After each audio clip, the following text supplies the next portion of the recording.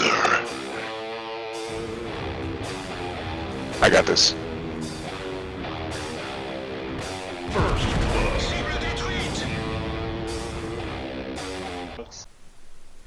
Hey folks, this is ioEther and we're back with some more World of Tanks. So as you can see, this is Nathan in a tier 8 game in a Cromwell on highway. As soon as this thing actually decides to load up, there we go. So this is Nathan Blair in his Cromwell in a tier 6 or tier 8 game, sorry, on highway. And before we get into it, of course, if you want to support the channel directly, the best way to do so is the game list link, which is in the description below. And if you don't want to do that, that's perfectly fine. The like button is always available and perfectly free. So this should be a pretty intense game, one way or the other. Because tier 8 games and tier 6 tanks never quite go the way you want them to go. Also, there is really world tanks, really? You can't possibly keep my settings straight for a day. Not mad. Nope. Stupid game. Anyways, once again, I apologize for the wonderful double chat glitch. This is a 9.14 replay, and obviously it would be stupid to try and replay it in a 9.14 version of the game. That'd just be dumb. Why would I bother with that? So every once in a while the chat will double itself up because reasons. Ask for gaming, I don't know what they are. Ooh, nice handbrake turn. Unfortunately, right into our AMX CDC. Thankfully, nothing bad happened because of it, but it was probably not. Oh, okay, so this particular spot is a bad spot to be sitting, unless you're moving or just popped up here for a few seconds. So I'll show you why in a couple seconds. Now once he zooms out,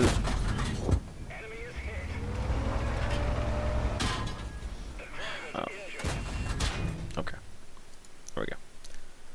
So from here you can get shot from this entire ridge line, you can get shot from anything in this field, and you can get shot from anything over here as well as everything down here. So this particular location is great for poking up and doing damage, but you cannot stop here. You cannot sit here for long periods of time. You pop up, you take the shot you want. You pop up, you take the shot at a profile, like say the M6 pulling up, and then you gotta get down the other side again, or you're gonna get lit up from everything along this side. And so, whatever happens, do not ever stay here. Which Nathan is learning. He takes 3 hits in that location, loses the driver, and then decides, maybe that's not a great place to sit. So let's sit on this side of the hill. Now he's in a better location. It's going to get him less shots, but he's also going to get shot less, which I'm fairly certain is still a good thing. Ooh, look at that. An enemy VK rushing in, gets hit by an ioEther that only takes his gun out. That has gotta suck for that poor ioEther. That should have been a killing shot on a Crommy. Instead, all he does is nothing as far as he's concerned. He got a critical hit, and that must have really enticed him. He just bounced a shot from some. I don't know how you bounce a shot in a Cromwell, but he apparently did. Wow. Okay then. Yeah. Be careful. That is a couple of box tanks, and at least one of them was looking in your direction. I don't know if... Ooh, nice shooting into this particular box tank, though. You can see where the gun is on both of them. Neither of them was looking at him at that point in time, which is good, because you really don't want a box tank looking at you while you're driving from me. Ah, shoot.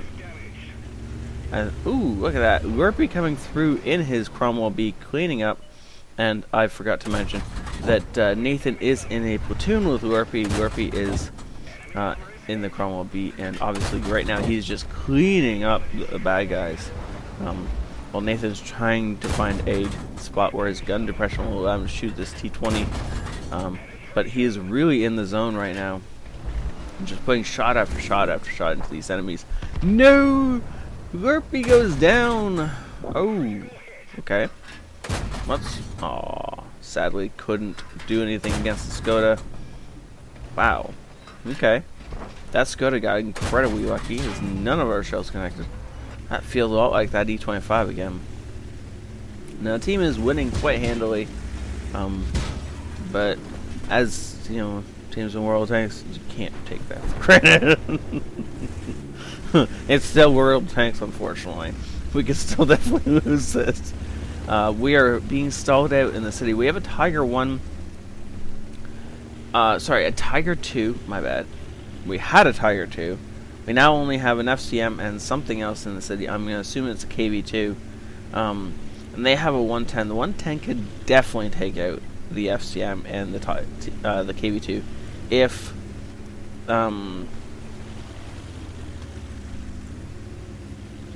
yeah. What was a Tiger 1? I was right the first time. Anyways, it doesn't matter. The 110 can definitely take out everything over in the city if they're not played really well. The enemy 110 also has a Type 59 for backup, so the city may be lost. Nice shot into the E25. Come on, can we get another snapshot? E25 reloads faster than we do, so this is kind of risky because one shot from either party could have killed them. So that was almost a spot where we could have had an eye for an eye kind of thing happening. That would have been really bad. Now what's got to happen really fast is we got to kill the artillery, which has got... Ooh, crap. He's right there, and he's looking at us. Don't shoot us, don't shoot us, don't shoot us. Ooh, okay. So, two things worried me right there. First, charging straight at an artillery is bad. I'm going to pause this for a second and go back over that. So, anytime you're going after an artillery, you want to take the widest possible route, because artilleries cannot rotate their bodies or turrets very fast, depending on what they are. Now, for some of them, like say the French lines or the British, for different reasons, they might be able to do an okay job at keeping up with you if you're circling them at as a wide a distance as you can. But anytime you charge an artillery, you reduce the amount of turning and aiming they have to do by a drastic margin. If that guy had been loaded, which I'm pretty sure he wasn't, all he would have had to do is turn slightly and shotgun us, and that would have been the end of this amazing game. So never charge straight at an artillery. It's a great way to get yourself killed. I killed a full health Cromwell last night in my Lorraine 5150, whatever, the tier 8 version of the Batchet of the French artillery. I killed a full health Cromwell because he charged straight at me. 750 damage straight through his face, because he meant, if he had circled me, I probably wouldn't have been able to hit him. But he came straight at me. I just adjusted slightly and pulled the trigger when he was just about to kill me, and that was that. So don't charge straight at artillery. It's a great way to get yourself killed for no particularly good reason. The other thing is, if you scope in on something you're charging at, especially like a artillery or anything else, your body has a tendency to drive straight at it. That's because of how we're wired. If you're old enough to drive a car, you know that you look wherever you look, that's where the car goes. If you're staring at something, you tend to drive at it. So next time you're facing down artillery or something else that's lightly armored that you don't want to go straight at, like say, I know a tank destroyer with no armor but no turret, you just auto lock onto it, drive in a wide circle, let your gun track it while you concentrate on driving, and occasionally make sure he's not looking at you to make sure you don't get shot by him. And that's what you want to be doing. You do not want to be going straight at him, focusing on him. You might either crash into him or he will shotgun you. And so we're going to watch the rest of this game. But remember that as we go forward. And so I assume Nathan is a newer player to the game. Unfortunately, I can't tell how many games he's played, but he'll get better. And he seems to be getting better with every replay he sends me, so that's good. Looks like our allies are choosing a cap. You can't really blame them. They are, well, the E25 could still get into this fight, but no one else is going to be able to. Our FCM is still alive over here, which is really, really amazing. That T10 should just walk around that corner and murder the poor FCM. Yeah, he might take a shot for it, but, you know, that's that. So apparently a friendly got off cap and got back on again. Ooh, don't get shot. Ooh. Oh, and there goes the FCM, but it should be a dead 110. Oh no. No.